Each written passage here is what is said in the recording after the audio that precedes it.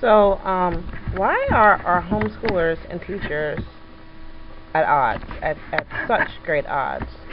Um, and I've probably spoken about this before, but this past week, an ex-teacher named Jesse something or other um,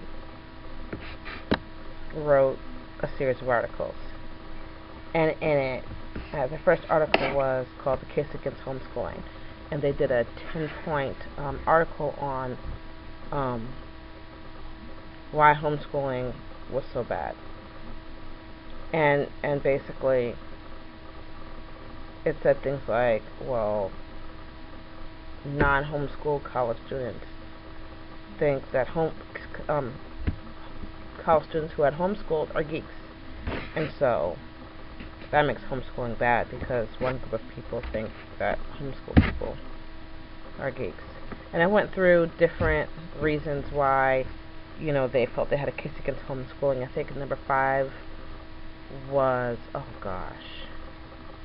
homeschoolers piss me off.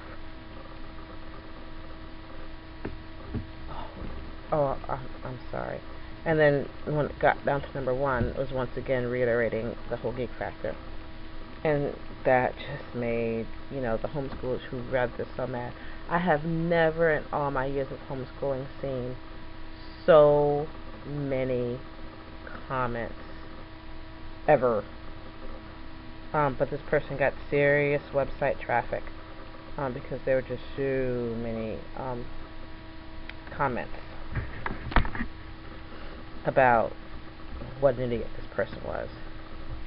So, anyways, on one of my blogs I wrote back 10 reasons why the person was wrong, and I got a few good comments, but this person didn't stop at one article. Excuse me, I've got sparkles all over my face. I think my daughter put on bronzer and then laid in my bed, and so now I'm shiny. Which means my husband's gonna be shiny too. They follow that up with homeschoolers. Do they care too much? And I guess chastised homeschoolers for not allowing them to belittle the act of homeschooling and get away with it.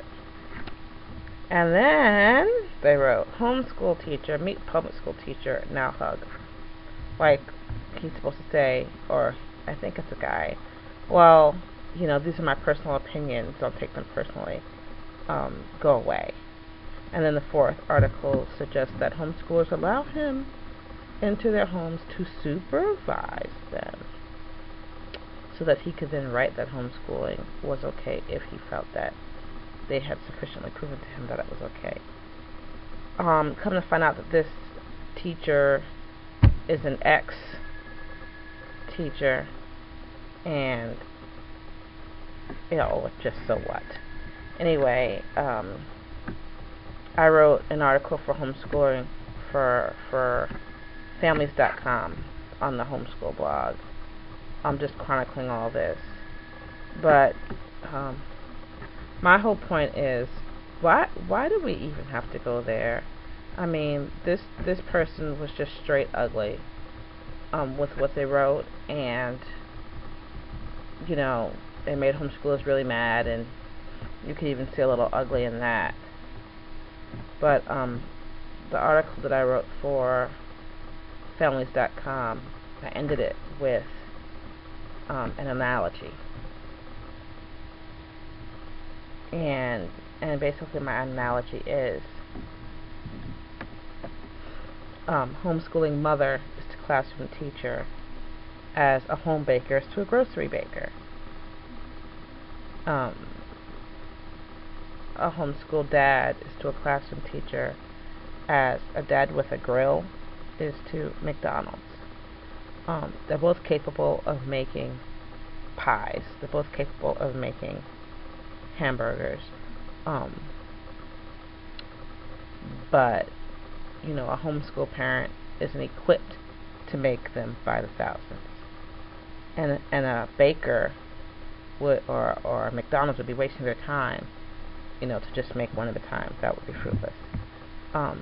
So I mean, homeschooling parents, we homeschool on a individual basis, and schools do it in bulk.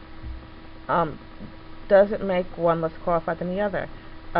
Someone who bakes at home doesn't need a license from, the food inspectors. Doesn't mean their food is any less delicious or nutritious, and in some cases, they say home cooking is better. I'm not going to go into that. I didn't say that. I'm not going into that. So anyway, that's my point. I think that some teachers need to just get over themselves. And I say some because it's a minority. I know a lot of teachers who say, wow, you homeschool, that's really cool, that's awesome. One teacher in particular said to me, I think your daughter would be best served by homeschooling. So, it's always the loud minority that gets all the attention, and I just think they're probably the dysfunctional ones too. What kind of mess am I starting? Anyway, that's my point. I hope you get it. Talk back. Take it easy.